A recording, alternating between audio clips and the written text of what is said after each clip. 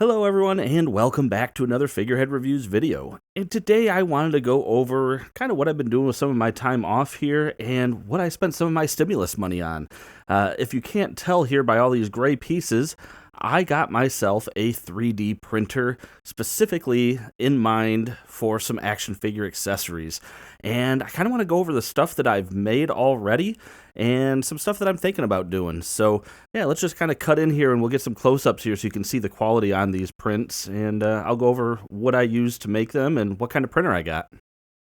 One of the first models I found on Thingiverse was for some G.I. Joe cartoon accurate weapons. So the very first thing I printed was this blaster right here using the resin that came with my 3D printer, which was this translucent green, with the idea that I could just paint over it. But you can see, if I can get in real close here, the details are a little bit rough when you look at it, but the finer details on this are really good for the scale that it is. And then I did paint one of them, and let me see if I can get the light here. So I painted one of them first with just a basic gray, and you can kind of see the details again, and I was kind of going for that cartoon look again, and I just sealed it with some Mod Podge, and unfortunately when I put it in Duke's hand there, it didn't seal very good. So I wasn't real worried about the paint job. This was just kind of a test run, if you will. I did this one today, though. I went to the hobby store and got some gunmetal, and I kind of like the color of the gunmetal. Looks like I missed a spot, though. You can see some of the translucent green a little bit still. But still very cool in terms of the design, especially since, like I said, this was just a free file. And just to show you, so we got, there we go. Fits in his hand without any problem, and it looks like I missed a couple spots. Now that I'm looking at it, I can kind of see that translucent green, especially when I do that. But this was just a test anyway. Like I said, I was more just getting the fit and taking a look at the color. But that is going to be the first weapon that I painted. And this is a resin printer, if you haven't figured that out already. It is the Photon Anycubic S is the one that I picked up. So it's about $250, give or take, and it basically, it works just like any other 3D printer, except it's going to do basically curing layer by layer, and you can still kind of see. So this one I printed this way. So if we look real close here, let's see how well you can see the layers. Well, actually, you can't really too much, but it's going to basically cure it layer by layer. So this one I printed where the supports were right here. So this just kept going down and just getting a different layer every single time. Now the next thing that I printed were some more G.I. Joe weapons. And this time printed off some rifles, some more cartoon accurate rifles. And these were all modeled by an individual on Thingiverse. He has them up for free. So if you have a 3D printer, if you search G.I. Joe, you're going to find these.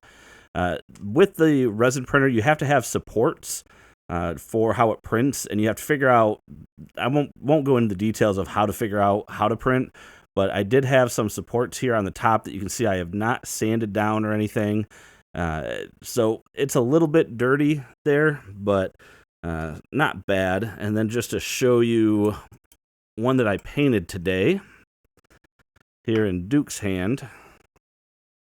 So I painted this one with an olive green and then a gunmetal at the end, and I think it turned out decent. I mean, I could probably stand to thin my paint down a little bit, but still really cool and fits in their hands really well, and it's mostly cartoon accurate.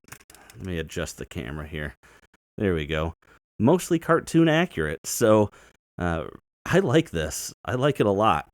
Now you're probably asking what's on Duke's back. That would be the other thing I printed, which is one of these guys. So the same guy that modeled these weapons also had the Jump Jetpack here, modeled to scale up with the classified series. So this is one unpainted, just in the gray, and it is a relatively solid. If you're asking about strength, I mean, something this thick is good.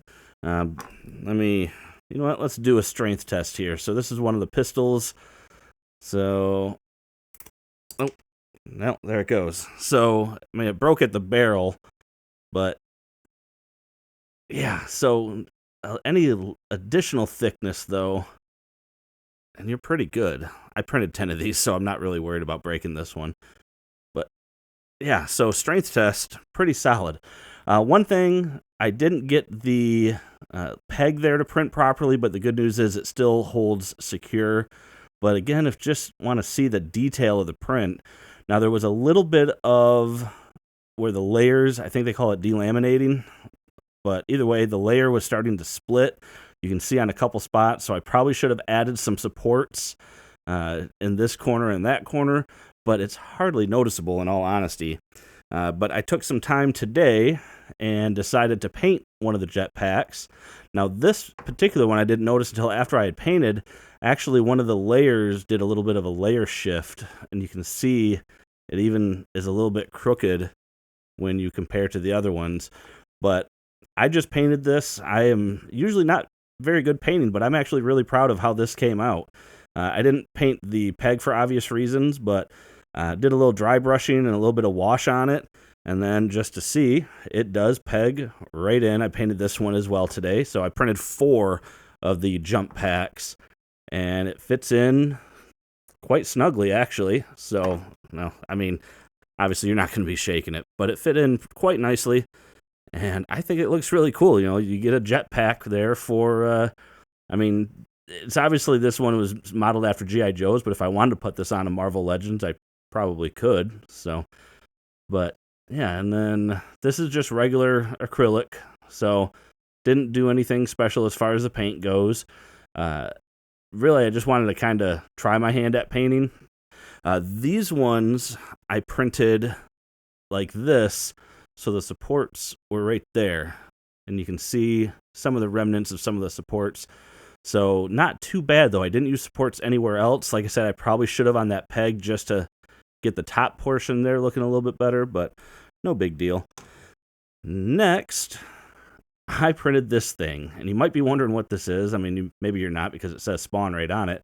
I wanted a way to display my Kickstarter heads with, you know, without just having them sit on the ground. So I went into Fusion 360, which is a 3D modeling program, and some leftover resin on the bottom. And I just modeled this real quick, did some measurements for the pegs, and basically just wanted something that I could literally set the heads down on that looked good. And that was it. I'm probably going to redesign this. This was definitely, and as you can see, the heads don't fit snugly, which they don't really need to, but I'm probably going to redesign this a bit. This particular one I actually molded. It was solid, but in the system I made it hollow because I didn't want this to be a solid piece of resin. So when you make it hollow, you do have to have a hole in it in order for the resin to drain. So this one printed like this as it came up, so the resin was dripping out of here. So this is a port that I put in it. And then I started thinking, like, if I'm going to put a port in it, I might as well utilize it. So I actually measured and made the port big enough to hold the sword.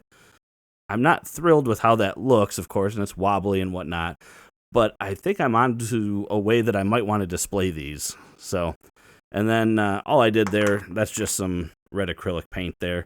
But I did have to I downloaded a Spawn font and put that on there. So that is something that I did custom make myself. That was not anything I downloaded.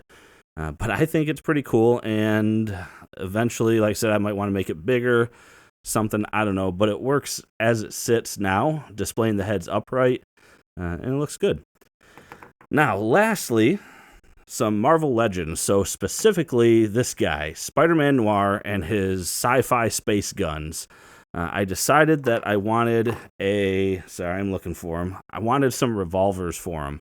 So I printed these guys out, but unfortunately I printed them out too small. These were not already scaled for the correct size. They were scaled for more of a prop size, so I had to scale them down, and I got my measurement wrong the first time in scaling it, and unfortunately, as you'll see here in a second, they are just way too small. They don't even fit in his hand properly, but you can kind of get an idea of what this is going to look like. Now, this is the Model 29 Smith & Wesson Magnum, so it's not exactly era appropriate for Spider-Man Noir, but honestly, it's one of the better revolver models that I found that's going to work at this scale. So I'm currently printing some new ones with varying degrees of scale so I can basically test it out and eventually find the right one.